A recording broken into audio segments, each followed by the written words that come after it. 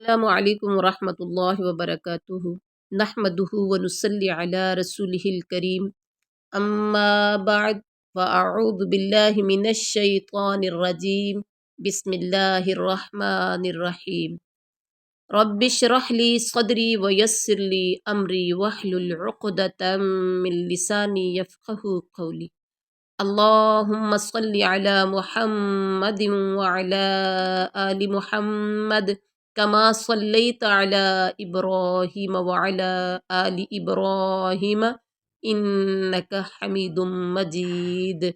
अल्लाहुम्मा बारिक अला मुहम्मदिन व अला आलि मुहम्मद कमा बारकत अला इब्राहीम व अला आलि इब्राहीम इन्नका हमीदुम मजीद।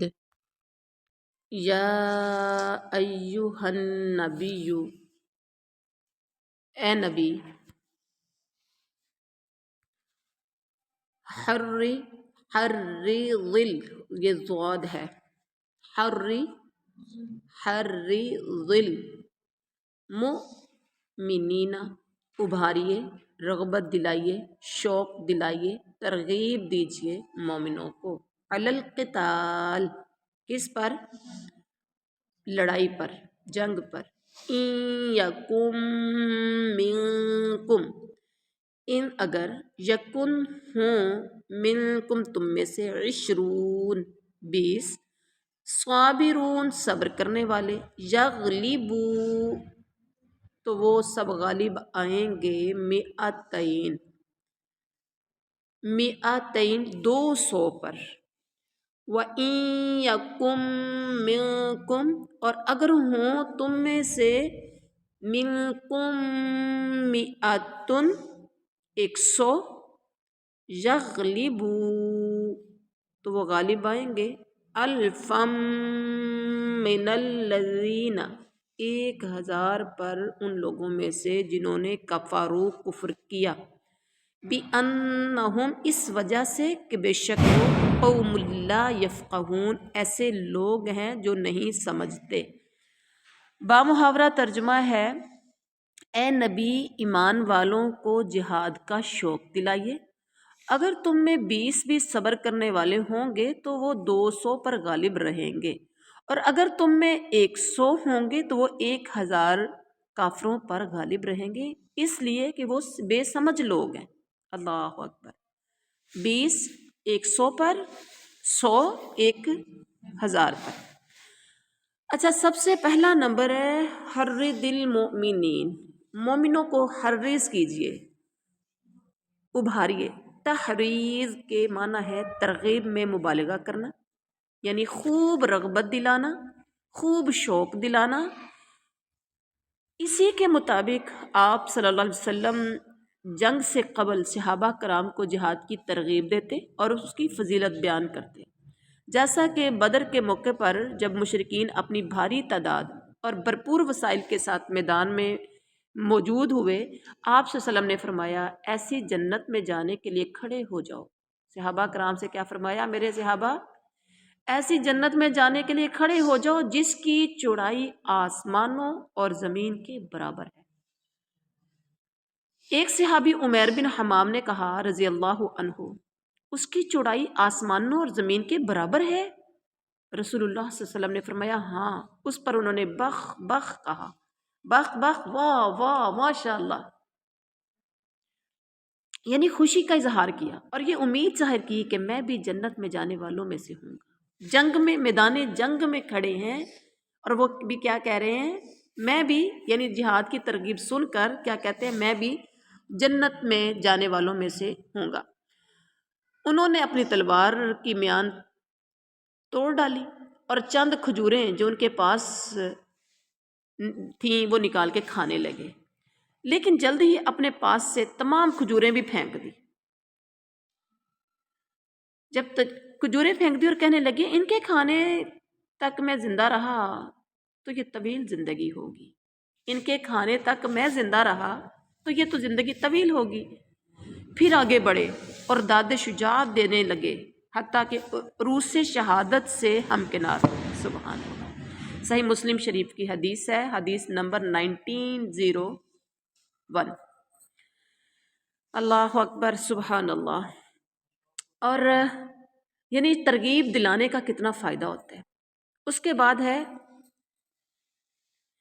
20 ہوں گے تو 100 پر غالب آئیں گے، 100 ہوں گے تو 1000 پر غالب آئیں گے۔ یہی ہے نا جو اپنے واضح الفاظ میں جو آپ نے پڑھا۔ یہ مسلمانوں کے لیے حکم اور بشارت بھی ہے، یہ حکم بھی ہے اور بشارت خوشخبری بھی ہے کہ تمہارے ثابت قدمی سے لڑنے والے 20 مجاہد 200 پر اور 100 1000 پر غالب رہیں گے۔ اس لیے مسلمان تھوڑے ہوں تب بھی نہ گھبرائیں اور میدان نہ چھوڑیں۔ میدان بدر کا مارکا آپ کے سامنے ہے، ایسا ہی ہوا تھا، 300 اور وہ 1300۔ جی اب اس کے بعد ہے الآن، اب الآن، اب خفف اللہ، ہلکا کر دیا اللہ نے، عنکم، تم سے، بوجھ، اور علیما، اور اس نے جان لیا، ان فیکم، کہ بے شک تم میں، ضعفا، کچھ کمزوری ہے، فَإِن يَكُن مِّنكُم، پھر اگر ہوں تم میں سے، مِئَةٌ مِّنكُم، مِئَةٌ صابرۃ، 100 صبر کرنے والے، صابرہ تا کے اوپر 2 پیشے ہیں نا، صابرہ یغلبو، وہ سب غالب آئیں گے، 200 200 پر، وَإِن يَكُن مِّنكُم، اور اگر ہوں تم میں سے، 1000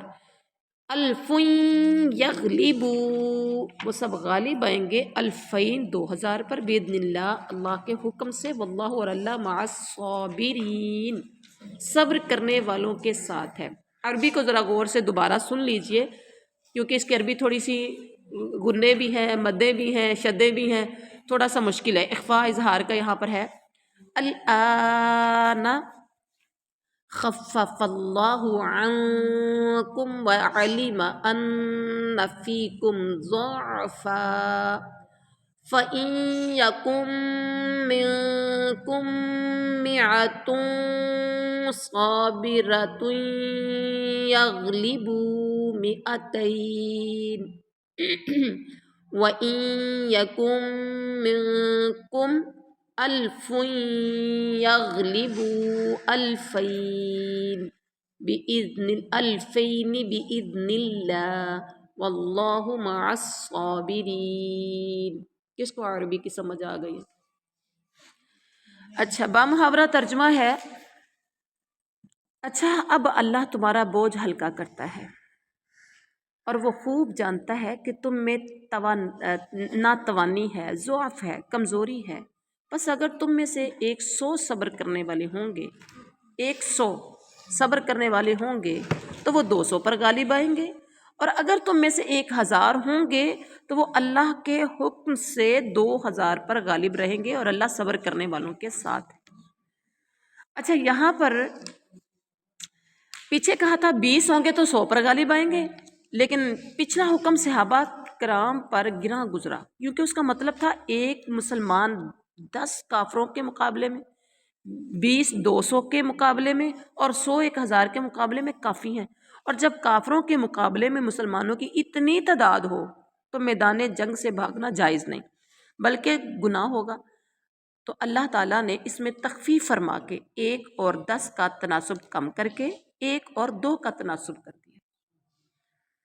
صحیح بخاری شریف کی حدیث ہے۔ اب اس تناسب پر کفر کے سامنے ثابت قدم رہنا ضروری ہے، اور میدان جنگ سے بھاگنا حرام ہے، میدان جنگ سے بھاگنا حرام ہے، اور اگرچہ کافر 2 چند سے زیادہ ہوں تو بھاگنا گناہ نہیں، لیکن لڑنا اور جمع رہنا بہرحال افضل ہے۔ اور ساتھ ہی اللہ تعالیٰ نے کہا کہ اللہ تعالیٰ صبر کرنے والوں کے ساتھ ہے، ہر بندے کے ساتھ اللہ نہیں ہوتا۔ یہ کہہ کر صبر و ثابت قدمی کی اہمیت بیان کر دی کہ اللہ کی مدد حاصل کرنے کے لیے صبر کا اہتمام ضروری ہے۔ میدان جنگ میں ہو تو صبر کا دامن نہیں چھوڑنا، ثابت قدم ہو کے آپ نے لڑنا ہے۔ جب صبر کرو گے، ثابت قدم رہو گے تو پھر اللہ کی مدد تمہارے ساتھ ہی ہے۔ ماں کانا، جس کے ساتھ اللہ ہو، جس کے ساتھ اللہ ہو اس کا کچھ بگڑ سکتا ہے؟ نہیں۔ ما کان لنبی، ما کانا نہیں ہے مناسب، لنبی کسی نبی کے لیے، ان یکون کہ ہوں، لہو اس کے پاس، اسرا قیدی، حتی یہاں تک کہ یثخنا وہ خون بہا لے، فی الارض زمین میں، تریدون تم چاہتے ہو، عرض الدنیا دنیا کا سامان، واللہ اور اللہ یرید الآخرہ اللہ چاہتا ہے آخرت کو، اللہ چاہتا ہے آخرت کو، واللہ اور اللہ تعالیٰ عزیز خوب غالب، حکیم خوب حکمت والا ہے۔ ما کانا لنبی ان یکون لہ اسرا، نبی کے لیے یہ مناسب نہیں ہے کہ اس کے پاس جنگی قیدی آتے جب تک کہ وہ زمین میں خوب خون ریزی نہ کر لے، یعنی وہ زمین میں میدان جنگ میں، زمین کا مطلب ہے میدان جنگ میں خوب خون ریزی نہ کر لے۔ تم تو دنیا کا مال چاہتے ہو اور اللہ کا ارادہ تو تمہیں آخرت دینے کا ہے، اللہ کا ارادہ آخرت کا ہے اور اللہ زبردست حکمت والا ہے۔ اب یہاں دیکھیں کسی نبی کے لیے مناسب نہیں ہے کہ اس کے پاس قیدی ہوں، یہاں تک کہ وہ خون بہا لے زمین میں، اس کا مطلب کیا ہے؟ اور پھر تم دنیا کا مال چاہتے ہو اور اللہ کا ارادہ تو آخرت کا ہے۔ جنگ بدر میں 70 کافر مارے گئے تھے اور 70 ہی قیدی بنا لیے گئے تھے، یہ اس کی طرف اشارہ ہو رہا ہے۔ یہ کفر و اسلام کا چونکہ پہلا مارکہ تھا، اس لیے قیدیوں کے بارے میں کیا طرز عمل اختیار کیا جائے، پوری طرح سے اس کے بارے میں کوئی احکام نہیں نازل ہوئے تھے کہ جو تم قیدی پکڑ کے لائے ہو ان کے ساتھ سلوک کیا کرنا ہے، ان کو چھوڑنا ہے، آزاد کرنا ہے، فدیہ لینا ہے، کیا ہے، کوئی واضح قانون نہیں تھا۔ تو آپ صلی اللہ علیہ وسلم نے ان 70 قیدیوں کے بارے میں صحابہ کرام سے مشورہ کیا کہ کیا کیا جائے، ان کو قتل کر دیا جائے یا فدیہ لے کر چھوڑ دیا جائے۔ تو جواز کی حد تک دونوں ہی باتوں کی گنجائش تھی کہ اگر ان کو یا تو قتل کر دیا جائے، قتل کریں گے تو کیا ہوگا، کافروں کی طاقت ٹوٹے گی، اور اگر فدیہ لے کے چھوڑا جائے تو جو فدیہ ہم ان سے لیں گے اس سے مسلمانوں کی مدد ہوگی، آئندہ بھی کسی مارکے کے لیے تیاری کا سامان تیار ہو سکتا ہے۔ اس لیے دونوں ہی باتیں زیر غور آئی، لیکن بعض دفعہ جواز اور عدم جواز سے قطع نظر حالات و ظروف کے اعتبار سے زیادہ بہتر صورت اختیار کرنے کی ضرورت ہوتی ہے۔ مطلب دیکھنا ہوتا ہے کہ دونوں میں سے اب دیکھا جائے تو دونوں قتل کر دیے جائیں، یعنی ان کی طاقت کو توڑا جائے، تو یا پھر ان سے فدیہ لیا جائے، خود مالی طور پر مضبوط ہوا جائے۔ دیکھا جائے تو صورتیں تو دونوں ہی ٹھیک ہیں، لیکن ہوا یہ کہ جو بہتر سمجھ آئی، حضرت عمر فاروق نے مشورہ دیا کہ ان کو ان کے رشتہ داروں کے حوالے کیا جائے جو مسلمان ہیں، تو وہ اپنے اپنے رشتہ دار کی پکڑ کے سر تن سے جدا، ان کی یہی سزا۔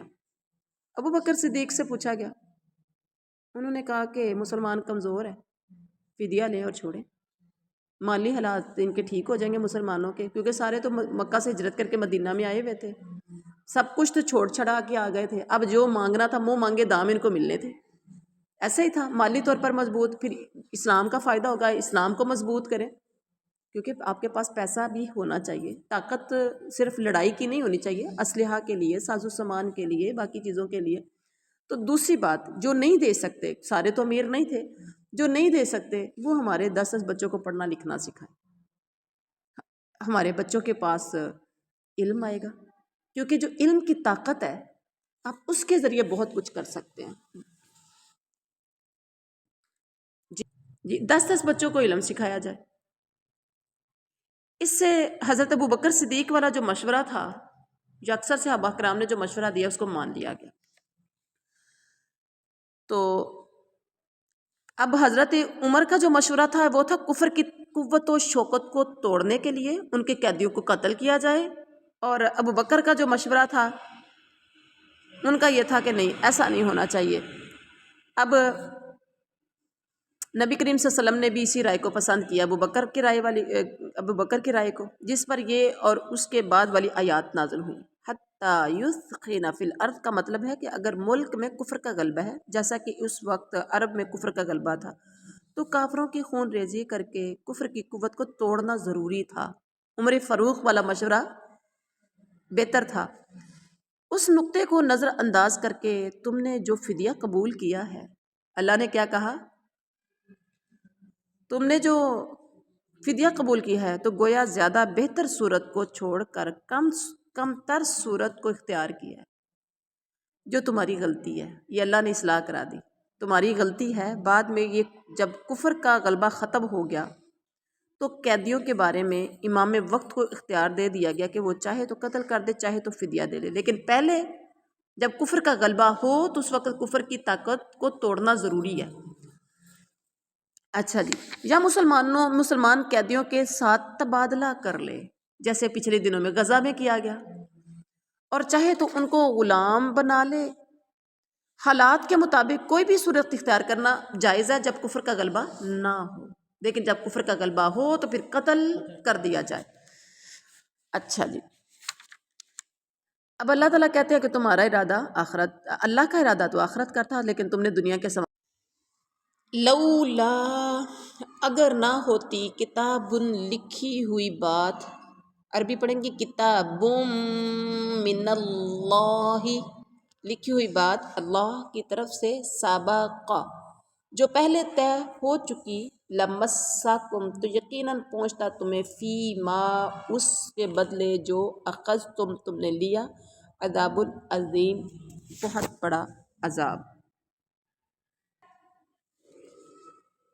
لولا کتاب من اللہ، اگر پہلے ہی سے اللہ کی طرف سے بات لکھی ہوئی نہ ہوتی تو جو فدیہ تم نے لیا ہے اس کے بدلے میں تمہیں کوئی بہت بڑی سزا ہوتی،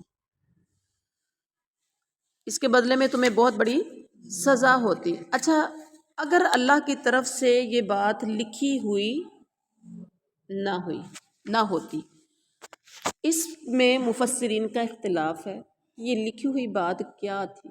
اگر اللہ کی طرف سے لکھی ہوئی بات نہ ہوتی تو مفسرین کہتے ہیں کہ یہ پتہ نہیں، یعنی مختلف سب نے اپنا اپنا دیا کہ یہ اللہ کی طرف سے لکھی ہوئی کیا بات تھی۔ بعض نے کہا کہ اس سے مراد مال غنیمت کی حلت مراد ہے، مال غنیمت کا حلال ہونا مراد ہے، یعنی چونکہ یہ نوشہ تقدیر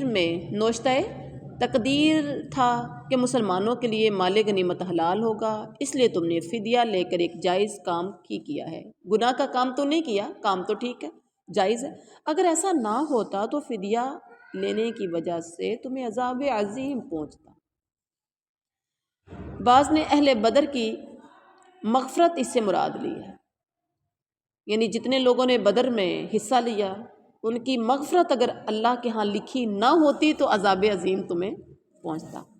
بعض نے رسول اللہ کی موجودگی کو عذاب میں مانع ہونا مراد لیا ہے، کہ اگر نبی کی موجودگی میں عذاب جائز ہوتا تو تمہیں عذاب عظیم ملتا، چونکہ اب رسول اللہ بذات خود موجود ہیں تو اس لیے جب نبی موجود ہو تو پھر قوم پر عذاب نہیں آتا۔ واللہ عالم۔ اچھا جی، اب اس کے بعد ہے فَقُولُوا، پس تم سب کھاؤ، مما اس سے جو غنمتم تم نے غنیمت حاصل کی ہے، حلالا طیبہ، حلال پاکیزہ ہے، واتقوا اللہ، اور اللہ سے ڈرو، ان اللہ غفور الرحیم، بے شک اللہ بخشنے والا، خوب رحم کرنے والا، نہایت رحم کرنے والا ہے۔ بامحاورہ ترجمہ ہے، پس جو کچھ حلال اور پاکیزہ غنیمت تم نے حاصل کی ہے خوب کھاؤ پیو۔ اب جو مل گیا فدیہ، اب جائز، یعنی کہ تمہیں ایسا کرنا نہیں چاہیے تھا، لیکن اب چونکہ تمہارے پاس آ گیا، غنیمت مل گیا تمہیں، اب کھاؤ پیو اور اللہ سے ڈرتے رہو، یقیناً اللہ غفور الرحیم ہے۔ اچھا، اس کو حلالاً طیبہ، خوب، یعنی تم اس کو غنیمت کو خوب کھاؤ پیو، یہ تمہارے لیے حلال ہے، جبکہ حلال تو تھی، مال غنیمت کا مال حلال ہی تھا، تو پھر کیوں کہا کہ خوب کھاؤ پیو؟ اس میں مال غنیمت کی حلت و پاکیزگی کو بیان کر کے فدیے کا جواز بیان کر دیا گیا ہے۔ جس سے اس امر کی تائید ہوتی ہے کہ لکھی ہوئی بات سے مراد شاید یہی حلت غنائم ہی تھی کہ اللہ نے کہا کہ تم اس کو کھا پی جاؤ، اور اللہ سے ڈرتے رہو، اور اللہ سے ڈرتے رہو، یقیناً اللہ غفور رحیم ہے۔ انسان کوئی بھی کام کر رہا ہے تو دل میں اللہ کا ڈر، اللہ کا خوف ہونا چاہیے۔ آپ نیکیاں بھی کر رہے ہیں تو پھر بھی اللہ سے ڈر کے ہی کریں۔ ویسے تو گناہوں سے ہی انسان کو ڈر لگتا ہے کہ گناہ کرتے ہوئے، لیکن نیکی میں بھی ڈر، ایک شیطان آپ کے نیکی کو ضائع نہ کر دے، آپ کے اندر دکھاوا نہ آ جائے، آپ کے اندر ریاکاری نہ آ جائے، اور پھر تکبر غرور نہ آ جائے، یا کوئی ایسا معاملہ نہ آ جائے جس سے آپ کی نیکی ضائع ہو جائے، یا آپ کوئی حالات ایسے ہو جائیں کہ ایسی نیکی کرتے کرتے آپ رستہ بدل کے گناہ کی طرف چلے جائیں۔ تو ہر حال میں انسان کو اللہ سے ڈرنا چاہیے۔ یہ تھا آج کا ہمارا سبق۔ اچھا، ہم نے آج 2 رکوع پڑھنے تھے۔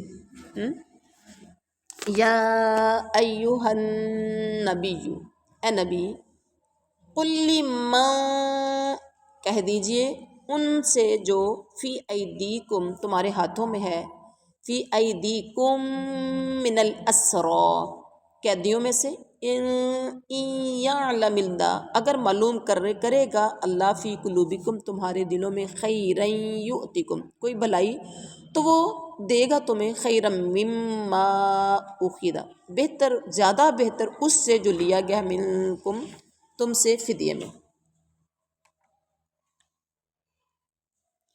وَيَغْفِرْ لَكُمْ، اور وہ بخش دے گا، لَكُمْ تمہیں، واللہ، اور اللہ تعالیٰ، غفور الرحیم، خوب بخشنے والا، نہایت مہربان ہے۔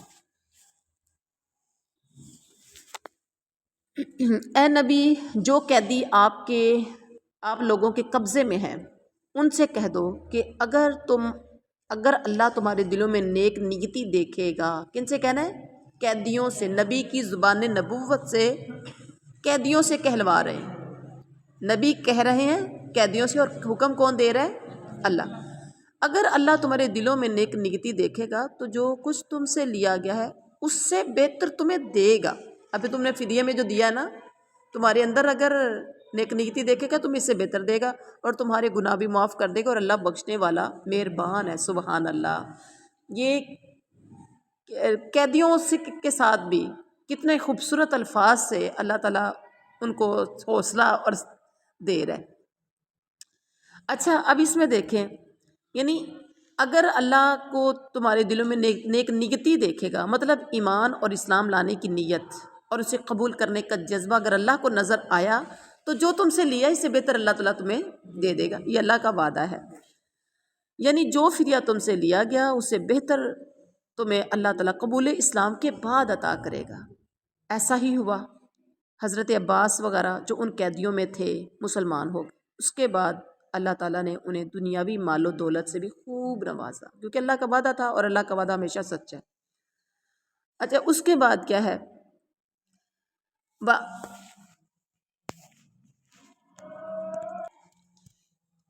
وَإِن يُرِيدُوا، اور اگر وہ سب ارادہ کریں، خیانتا کا، آپ سے خیانت کا، فقد، تو یقیناً، خان اللہ، وہ سب خیانت کر چکے ہیں اللہ سے، من قبل، اس سے پہلے، فَأَمْكَنَ، تو اس نے گرفتار کرا دیا، منہم، ان کو، واللہ، اور اللہ، علیم، خوب جاننے والا، حکیم، حکمت والا ہے۔ اور اگر وہ آپ سے خیانت کا خیال کریں گے تو یہ تو اس سے پہلے خود اللہ سے بھی خیانت کر چکے ہیں، آخر اس نے انہیں گرفتار کرا دیا، اور اللہ علم و حکمت والا ہے۔ اب یہ کس کی طرف اشارہ جا رہا ہے؟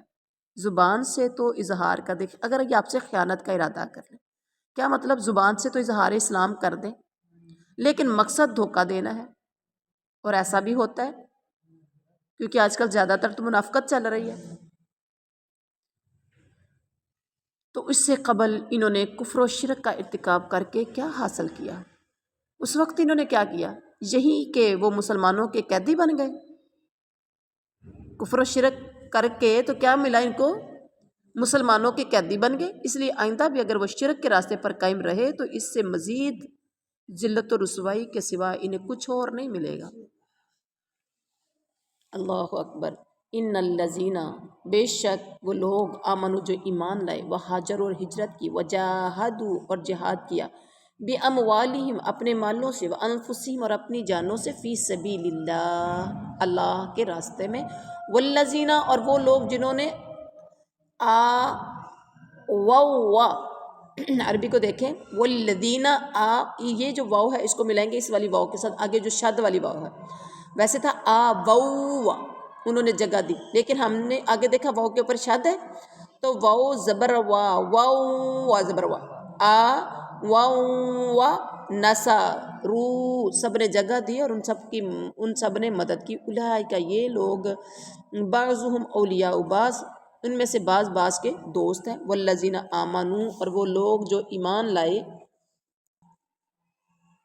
ولم اور نہیں یہاجرون انہوں نے ہجرت کی، ما نہیں ہے لکم تمہارے لیے، لکم من ولایتہم کوئی تعلق ان کی دوستی سے، من شیء کچھ بھی، حتیٰ یہاں تک کہ یہاجروا وہ سب ہجرت کریں، وَإِنِ اسْتَنصَرُوكُمْ اور اگر مدد طلب کریں وہ تم سے، فی الدین دین کے معاملے میں، فعلیکم تو لازم ہے تم پر، فعلیکم النصر تو لازم ہے تم پر ان کی مدد کرنا، الا مگر علی قوم بینکم ایسی قوم کے خلاف کہ تمہارے درمیان، و بینہم اور ان کے درمیان، میثاق کوئی معاہدہ ہو، واللہ اور اللہ بما اس کو جو تعملون تم سب عمل کرتے ہو، بصیر خوب دیکھ رہا ہے، جو تم عمل کرتے ہو اللہ خوب۔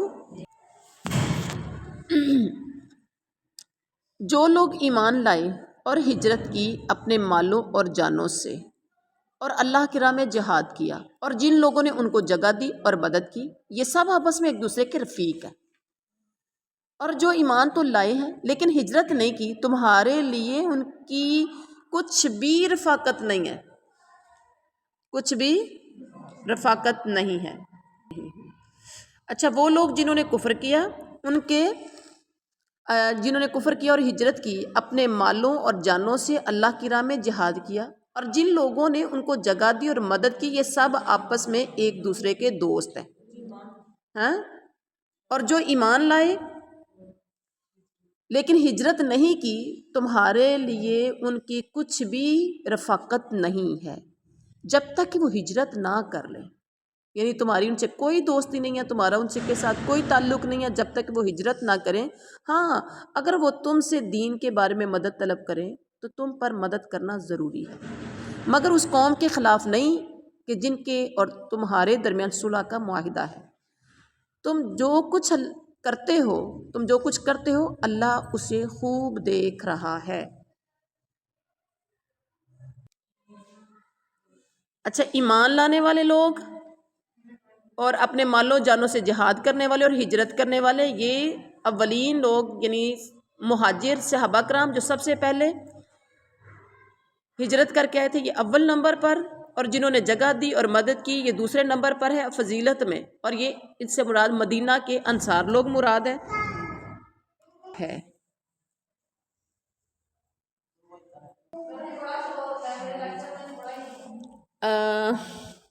والذین کہاں سے ہے؟ والذین کفروا اور وہ لوگ جنہوں نے کفر کیا، بعضهم ان کے بعض، اولیاء بعض دوست ہے بعض کے، الا اگر نہ تفعلوہ تم سب کرو گے اسے، تکن فتنۃ فی الارض تو ہوگا فتنہ زمین میں، وفساد کبیر اور فساد بہت بڑا۔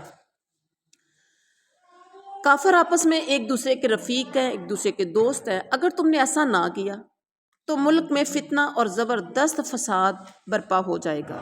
اس میں اللہ مسلمانوں کو آگاہ کر رہے ہیں کہ جس طرح کافر ایک دوسرے کے دوست ہیں، ایک دوسرے کے حامی و مددگار ہیں، اسی طرح اگر تم نے بھی ایمان کی بنیاد پر ایک دوسرے کی حمایت نہ کی، کافروں سے عدم موالات نہ کی، ان کے ساتھ دوستیاں بند نہ کی اور اپنے ایمان والوں کی مدد نہ کی، تو پھر بہت بڑا فتنہ اور فساد ہوگا۔ اور وہ یہ کہ مومن اور کافر کے آپس کا اختلاط اور محبت و دوستی سے دین کے معاملے میں شک پیدا ہو جائے گا اور اس میں کمزوری بھی آ جائے گی۔ بعضهم اولیاء بعض سے وارث ہونا مراد لیا ہے، یعنی کافر ایک دوسرے کے وارث ہیں۔ مطلب یہ ہے کہ ایک مسلمان کسی کافر کا اور کافر کسی مسلمان کا وارث نہیں ہے، یہ ذہن میں رکھیے گا۔ مسلمان کسی کافر کا وارث نہیں ہے، اور کافر کسی ایک خاندان کے اندر سے کوئی مسلمانوں میں سے کوئی کافر ہو جائے تو وہ مسلمانوں کی وراثت کا حقدار نہیں ہے، اور کافروں میں سے کوئی مسلمان ہو جائے تو وہ بھی کافروں کی وراثت کا حقدار نہیں ہے۔ حدیث میں بھی اس کی وضاحت ہے کہ اگر تم وراثت میں کفر و ایمان کو نظر انداز کر کے صرف قرابت کو سامنے رکھو گے تو اس سے بڑا فتنہ اور فساد برپا ہو جائے گا۔ اور اس کے بعد ہے والذین آمنوا، اور وہ لوگ جو ایمان لائے،